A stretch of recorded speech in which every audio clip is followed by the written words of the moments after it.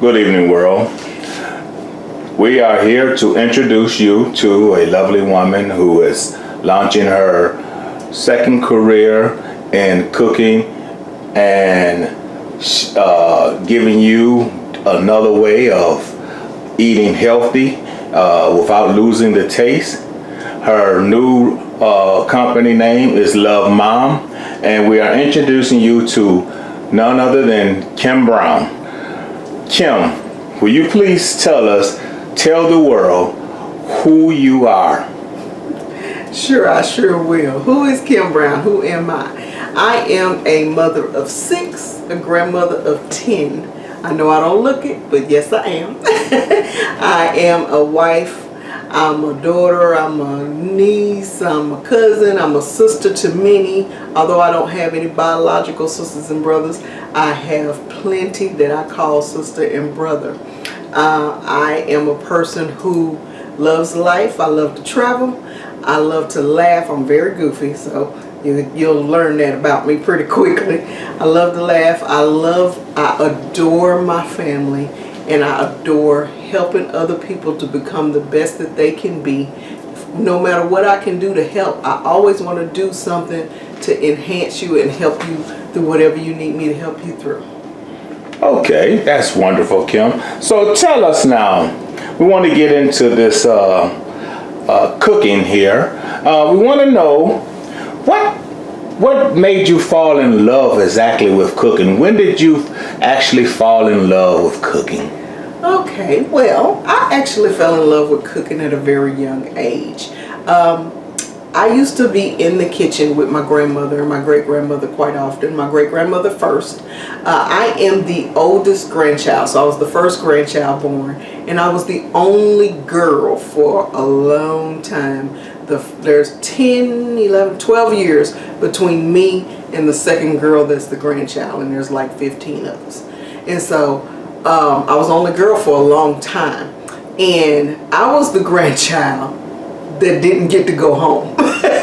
My grandmother would call my mom and say, "Bring me my baby." You know, when I got out of school every day, I didn't get to go home like my cousins because I went to school. We all went to school close to where my grandmother lived.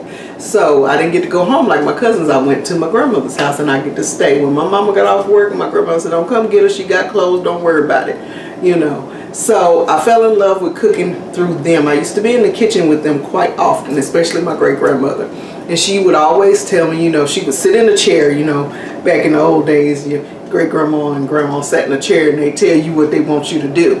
And so we'd be in the kitchen, she'd sit in a chair and she said, "Bring me that, give me that, stir this, turn that on, turn that off." But she always explained to me why I was doing what I was doing, why I was putting certain things in and stirring certain things up. And I started at a very young age to fall in love with cooking, fall in love with food as a whole. And then when my grandmother would have me in the kitchen cooking with her, very fond memory, she would put me in a chair.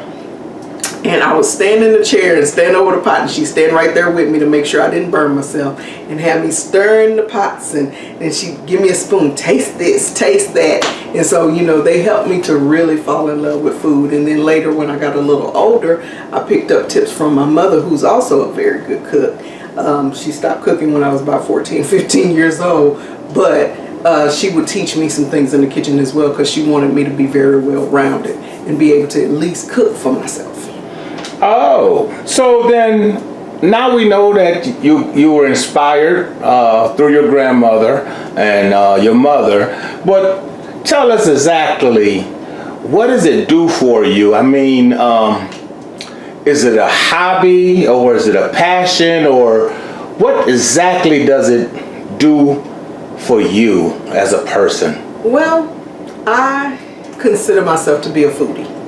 I love food. I love different tastes. I love the dimensions of the food and how you can take it and make it taste certain ways and use certain seasonings to give it certain pop. I love to see what it's going to taste like, if it's sweet or savory or sweet and savory together. I am truly a foodie. My mother used to take me to international food festivals every year where we get to taste food from all over the world. So I started to see the art in preparing food. For me, you know, cooking and preparing food and even teaching people how to cook is not work for me, because it's something that I love to do and enjoy doing.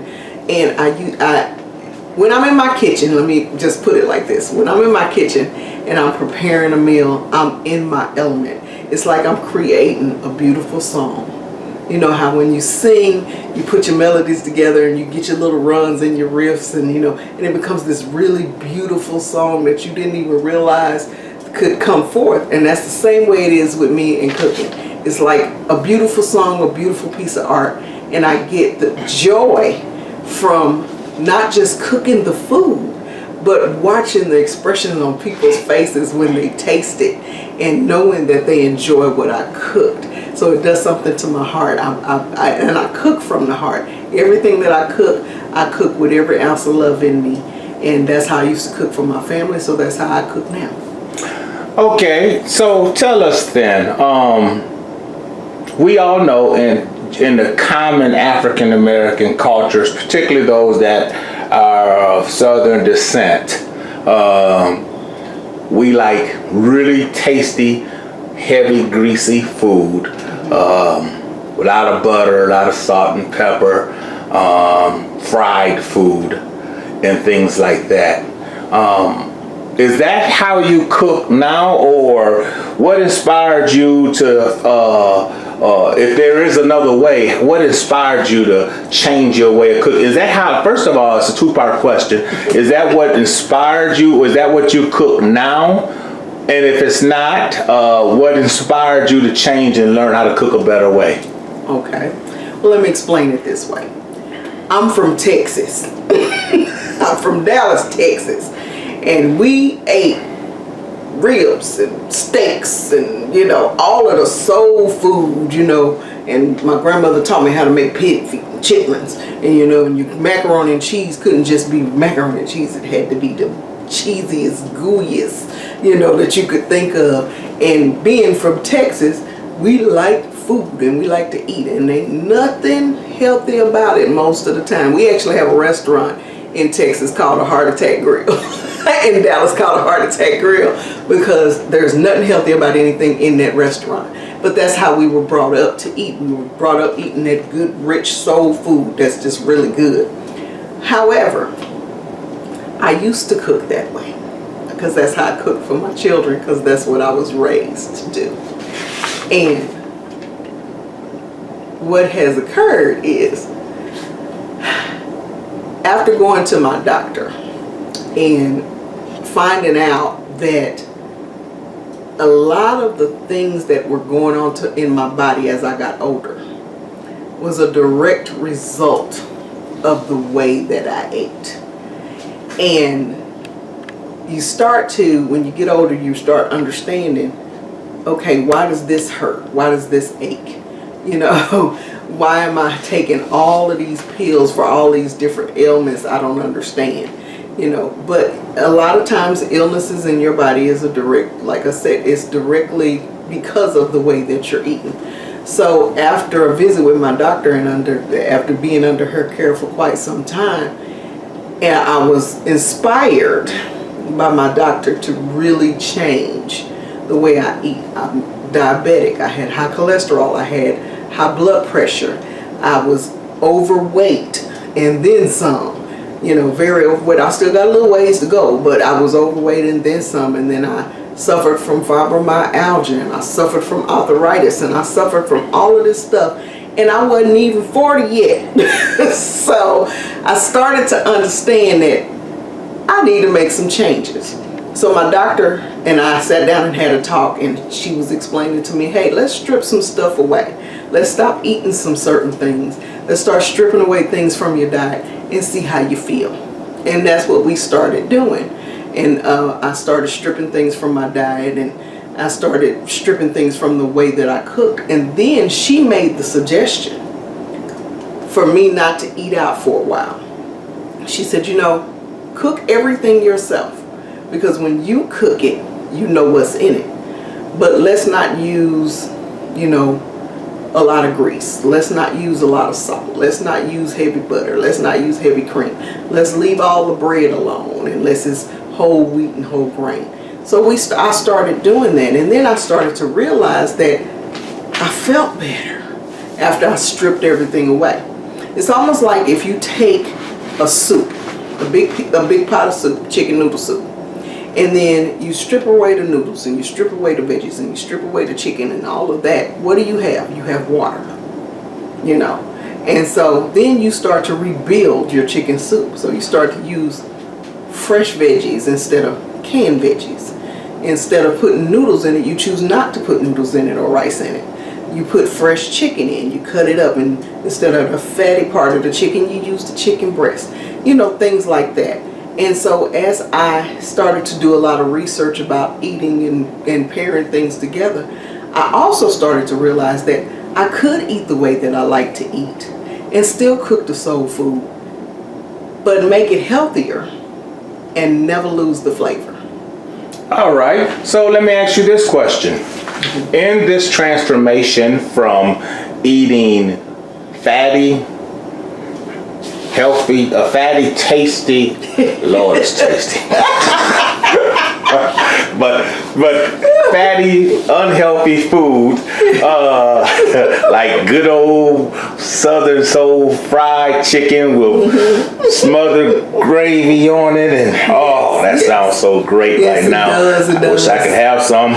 But in this transformation, no, you can't have that. In this transformation, was it hard for you to to change, and how long did the change occur before you accepted or started to enjoy the new way of eating? Well, anything worth having is you work hard at, right? Right, yeah. It's going to be a little hard work. It's a transition. And when you are conditioned to eat a certain way all your life, it is hard, excuse the way I'm going to say this, but it is hard as hell to transition into a better way of eating. I'm working on it. But even with that being hard, yes, it wasn't easy. It was not easy to accept that I really needed to do this. But I'm going to tell you what helped me to accept it. My doctor looked me in my face, because she is a straight shooter, okay? She'll pull no punches. And she said, at the rate that you are going, you will be dead before 50. And when she said that to me, I started to think about how selfish it was of me to basically slowly put myself in the grave and leave my family without the wonderfulness that is me. You know, I started thinking about, I won't get to see my grandchildren grow up and graduate high school and become these wonderful people. You know, anything could happen, but I want to at least give myself a fighting chance, you know. I thought about, wait, my children still need me. Yes, they're adults and they have families of their own, but they still need me. And I didn't want to miss out on all the birthdays and the weddings and the big celebrations. I didn't want to miss that. I didn't want to miss my grandchildren taking their first step, going to school for the first time. And then I started thinking about, if I went before my husband, he can't make it without me. It just was not. It's going to be real hard. Ooh, Lord. Me in his life, you know. Yes, I do. Yes, I do. Yes, I do. Yes, I do. So I started thinking about those kind of things. And then I started thinking about the fact my mother is a very, you know, she's older, she's getting up there, but my mother's a very vibrant woman. And she, you know, she's always going. And I thought about how selfish of me to basically kill myself and then have my mother to have to bury me, you know. And I started thinking about those things. And, you know, doctors have a tendency, they just tell you straightforward, this is where you're going if you don't cut it out. So tell me this then. Now that you have made the transition, how has it changed your health? Well, I can honestly say now, it was not an easy transition. It took me about I say 5 or 6 months to really get into the good habits, but it can be done. If you fall off the horse, you just get right back on and keep going, And what has happened is I went from taking about, what was it, honey, 13, 14 pills a day to Something now. like that. Or more, 17. Yeah, to now taking 40 pills a day. I'm on 4. We're still working on dwindling it down, but 4, what'd you say, 17, honey? 17. From 17 to 4, I think that's pretty doggone good, I lost 65 pounds. I gained some of it back. And then I just recently lost 28 so far. I've lost about 28 pounds now.